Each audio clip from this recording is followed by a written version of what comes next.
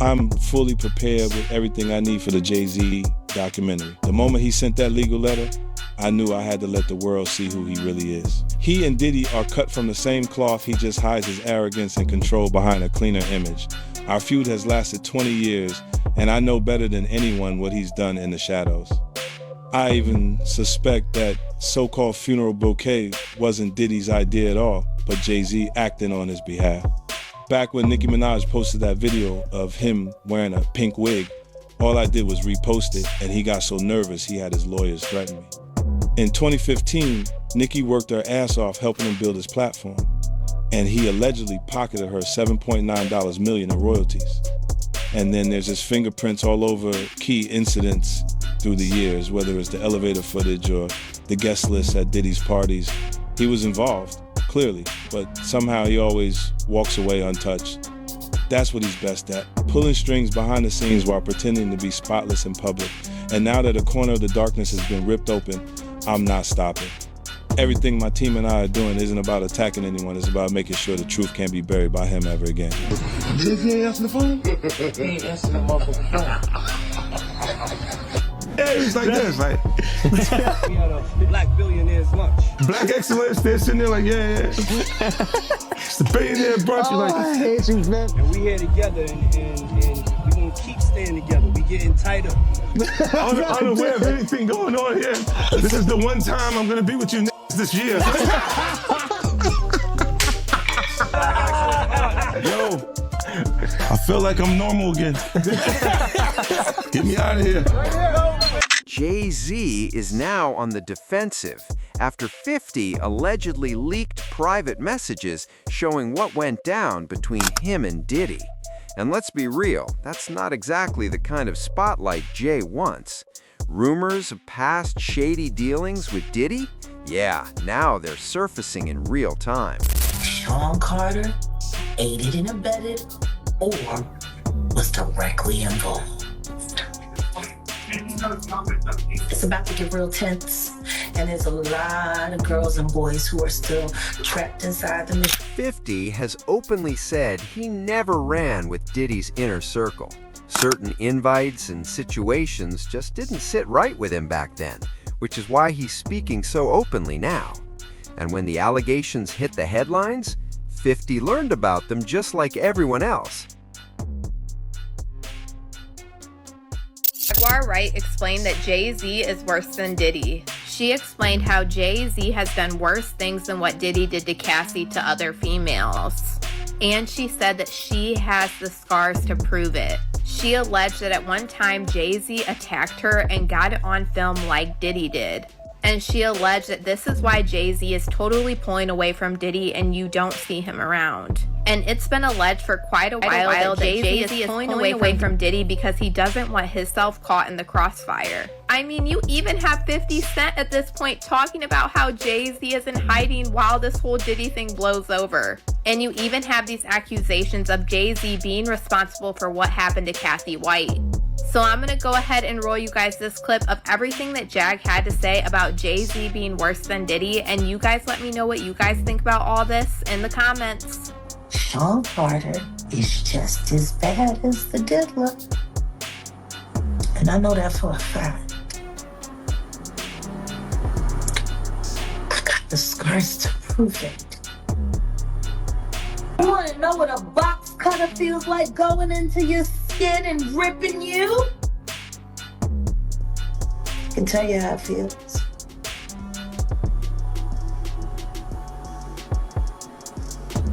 Y'all ain't seen shit yet. That Cassie shit, that's nothing.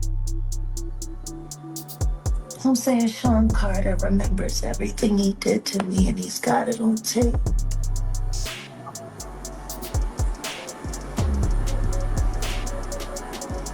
Just like Diddy.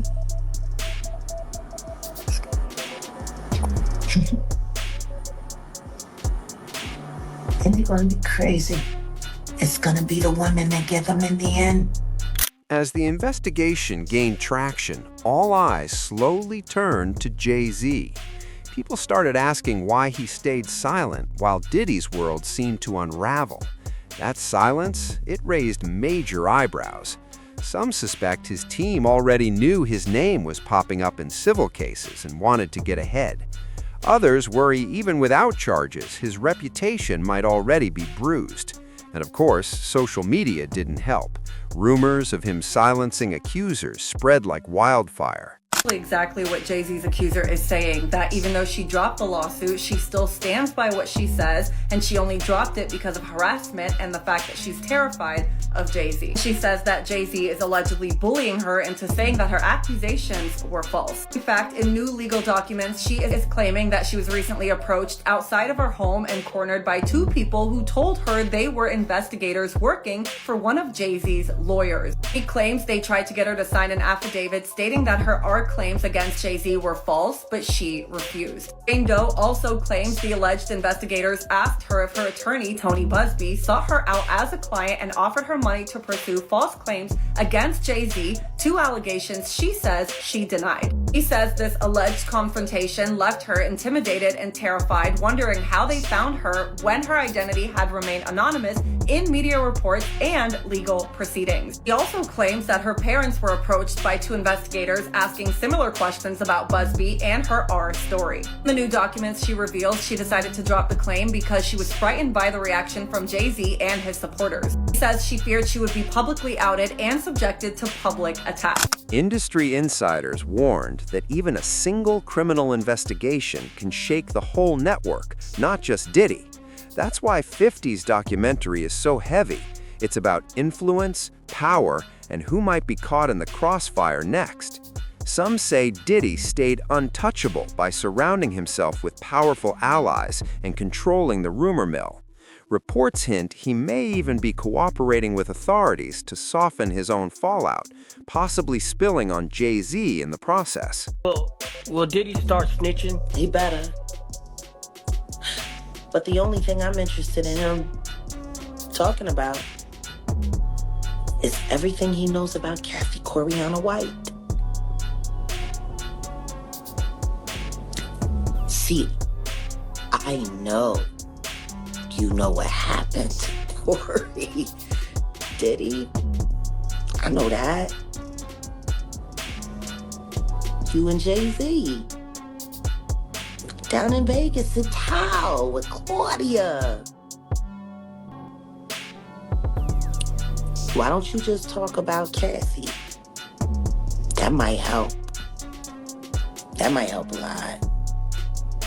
Kathy Coriana White, Jay-Z's pregnant mistress, who died 24 hours after she announced that she was going public with their relationship and the baby while he was married to Beyonce.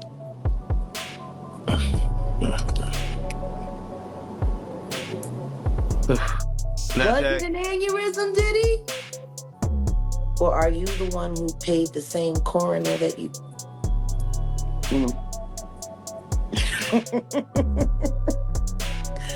Oh, Diddy, you should talk. Now that the documentary is out, one thing is clear. This isn't just old news. It's what happens next that matters. Every new revelation throws more light on those who stayed quiet. And yes, that includes Jay-Z. His longtime connection to Diddy is under fresh scrutiny. Gene Deal didn't hold back on Jay-Z's ties, especially after Jay's lawyer claimed they were never close. From Gene's perspective, that story doesn't add up. How close was Diddy and Jay-Z? They was close enough that they wasn't playing basketball, they wasn't playing baseball, they wasn't playing football, and they wasn't playing hockey or soccer for Diddy to come on stage, pat him on his ass, and then make the statement to people in the world that can't nobody call me Sean but Jay-Z. Now, I don't know what kind of statement, and I can't say, I wish I could say half a homo, but I know I can't say it, but I don't know what kind of half a homo that is. And you trying to say that you're not close to somebody. You coming on stage, patting them on their ass, And then you making a broad statement to the public, can't nobody call me Sean but Sean Carter. And I heard Jay-Z said the same thing about them. But they were so close that they had matching white girls together. Because when they used to see each other, they used to say, yo, how your skinny white girl doing? He'd be like, yo, how your skinny white girl doing? So, I guess that's a certain type of closeness. I ain't know anything about that, man. I ain't know about, Jay touching his, so I gotta go see the video. I ain't hear about that. Come on, man. Everybody's seen that. 50 even pointed it out. Excuse me. When they was in ATL on stage. Remember when 50 bum rushed the stage with them? Yeah, I think I recall that. When Puff came on stage, first thing he did was pat Jay-Z on that. But I forgot. That's your favorite rapper. Hey, him and Pockets 1A, 1B. But what's your issue with Jay, man? I ain't know you had an issue with him. I'm never a fan of somebody that I was gonna knock out. Gene points out that level of familiarity says a lot. Remember that Atlanta show where Diddy hit the stage with Jay-Z? The ease between them was obvious. Even 50 called it out, and the clip went viral. Gene says it's not about fandom. He recalls high-tension moments Jay-Z breezed past, seemingly forgetting them entirely. Top-tier players operate differently. They stir storms, move on, and leave others behind. That's how these guys are, man. They'll cause situations and cause problems, and then they'll forget what they've done because they're on a whole nother atmosphere. You know what I'm saying? A lot of shit that he did, you gotta understand, like, now he'll say that they're kids because he's raising kids of his own. You understand? But how would you like it that if Blue Ivory, 15, 16 years old, 17, 18 years old, dating a in his early 30s? You're not gonna go for that. No matter what she came through in Hollywood. But you gotta understand, guys who was around there, we didn't know Jay-Z them ages. We didn't know these cats' age. You know what I'm saying? They wasn't having no beards and nothing like that. They was wearing low cuts. You understand? Clean face. I would have never believed when Jay was coming around the block, scooping up the young girls and stuff like that he was 30 years old. You know, if they 17, 18, 16 years old, and they 22, you thinking they 22, 23, something like that, 24 years old? They mom and them need to check them. They daddy and them need to check them. But that's not that far off. But for somebody to be 30 years old in their 30s, and they dealing with kids 16 years old, 17, 18 years, now that's a problem, that's an issue. And now he see that because he's raising kids. And he got a young daughter. I think he got another daughter that he didn't claim, and now he claiming them. These cats was doing a whole lot of stuff that people in the industry won't speak on. And then now that you're speaking on it and it's becoming where is that you can get on YouTube and you could talk about this and say what you seen or say what you heard, you understand, or what you know. Some people look at it being a problem. But these cats ain't street cats. They entertainers. Dame Dash, Jay-Z's former best friend, also weighed in on the storm swirling around Jay. What shocked him most? How public and intense the scrutiny has become. Decades of untouchability in mainstream media? Gone. This is new territory for Jay-Z. It's just odd to see him in that, getting looked at in that way by white people. Like Jay does, yeah, like I hope that shit didn't happen, but I'm like, damn, they turned the world real. Like people on a certain level have been f***ing with him a certain way where he couldn't do no wrong for like 25 years straight. This is the first time he's not getting a pass with white media. Like he can control black media because a lot of them either work or do business with him. But like, Drink Champs can't get him out of this one. and neither can Charlemagne. Because, those are the guys that hold him down no matter what he does anyway. So he got to get to People Magazine and Entertainment Tonight right now, because they on his head. But the question is why? Like, why now? Because for me, I'd be like, yo, that's so ridiculous, yo, take that to trial. You're not gonna win. Let's get a deposition or something, So I don't know why they on his head so much, pause. But I never seen him, under this, I never seen him in this position to have to explain himself. Pause. How you feel about the statement he came out with? I mean, I didn't hear him say anything.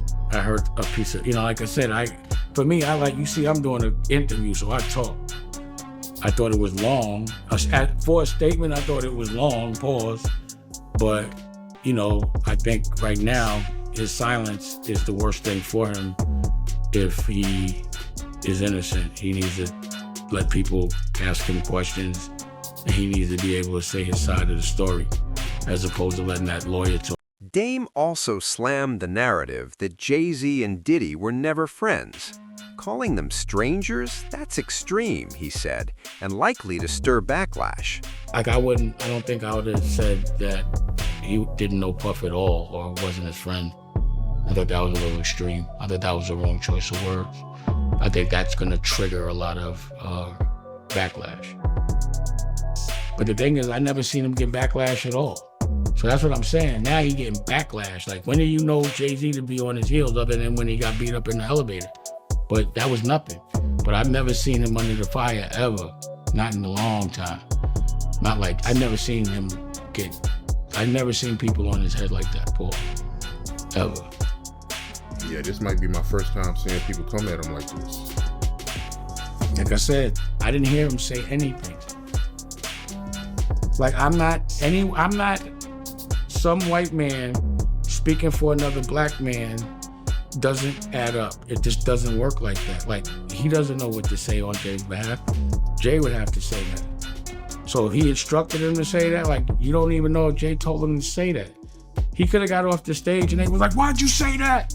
He was like, I had to. Like, he probably said it because homeboy wouldn't. You know what I'm saying? So who knows?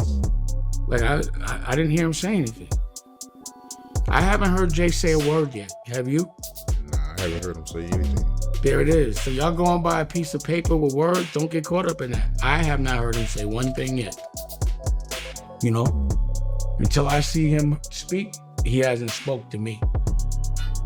That's why I said I don't think he did not say that. His lawyer said it. So what else is a lawyer gonna say? You know what I'm saying? Dame notes this is the first time he can recall Jay-Z being genuinely defensive outside a handful of past moments. Pressure? Real and constant. But why is 50 so laser-focused on Jay? It's more than Diddy history. It's competition, loyalty, and long-standing tensions. Tony Yayo points out hip-hop has always been a battlefield of egos. He cites a recent show where 50 performed with Dr. Dre, and Cameron joined on stage. Past beefs aside, a glimpse of maturity. Cameron even commented that Jay-Z prioritizes business over culture, something Yayo says explains a lot about why some artists feel slighted. And there was this one part where 50 was talking, and he was saying, yeah, when Yayo was locked up, every G-Unit show, we actually put aside the money. Bro, I told for him, you. and he had he's like, Yayo had like $1 million. Right. I just told you, when I came out of my building, I see the Statue of Liberty. Yeah. There was no way I was getting shot there. And this is what I kind of tell you is like, when we was talking about stacks with the Porsche, 50's not gonna let you say, get the Porsche. He gonna say, let's get him out the hood first. If the money's there, but the money has to be there for you to live like that. The money's there. 50 didn't have to do that. Rest in peace to Hervé from Interscope, because he always said to me, man, 50 do more for you than any artist, than anybody does for their artists, more than Jay-Z. Young Guns is right there. Yayo says the key difference between 50 and Jay-Z is approachability. Jay-Z moves at a high level but stays distant. 50? Powerful, yes, but still present for people. Yayo highlighted a big moment. Jay-Z allegedly blocked 50 from performing at the Super Bowl halftime. Eminem had to step in and insist 50 be included. That felt personal to Yayo.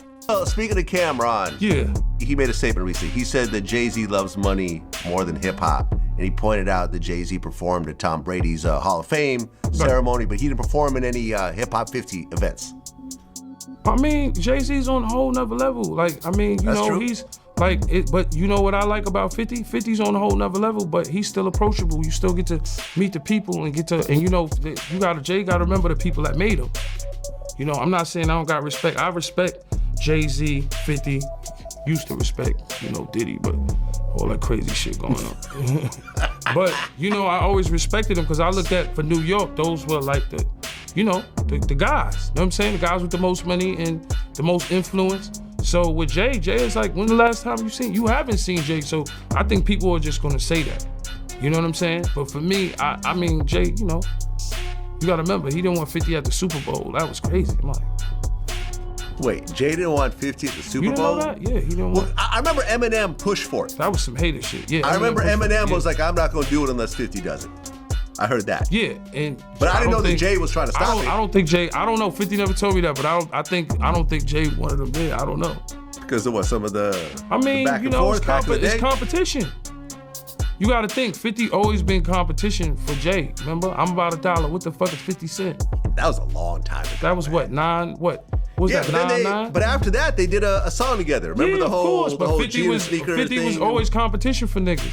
Then remember Jay said, yo, 50's coming. He told Siegel and them, and Memphis Bleak and all them.